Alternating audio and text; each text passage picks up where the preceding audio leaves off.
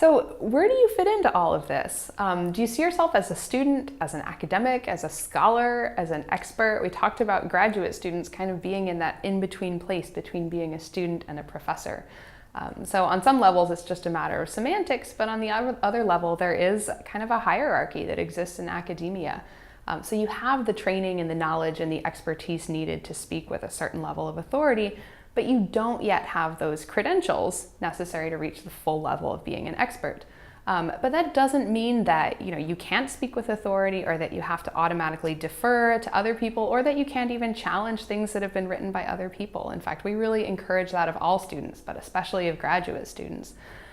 So keep in mind that there isn't the expectation that your best and most powerful work is going to happen right at the beginning of your career. So you're still in school, you're still here to learn and be supervised by someone with more experience, and you're going to have a chance to carve out your own identity in your own area of expertise, and that's pretty exciting.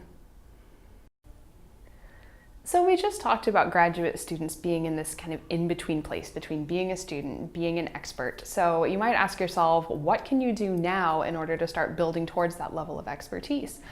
So Susan Gardner and Benita Barnes have a great discussion about the importance of graduate students getting involved in professional organizations and associations as part of that ongoing professional development process.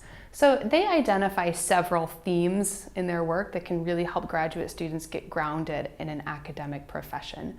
So first, they mentioned that graduate student involvement, it has to be purposeful, it has to be self-directed, and it's focused on preparation for these academic roles that you're gonna take on, that are eventually gonna benefit the field and benefit you personally.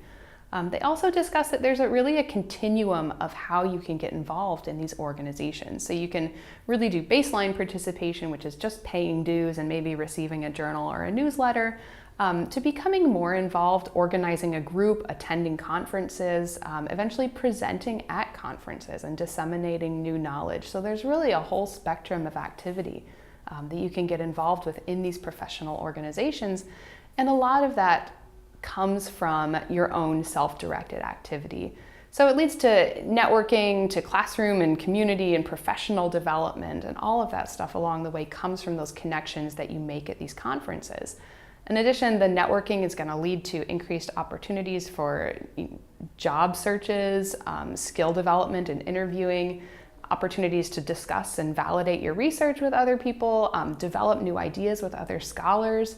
So students talk about their graduate involvement in organizations as preparation, because it's really giving you these skills like presenting and writing and making connections and understanding professional expectations and activities that really help you build your CV and help you start to assert your own role in the profession.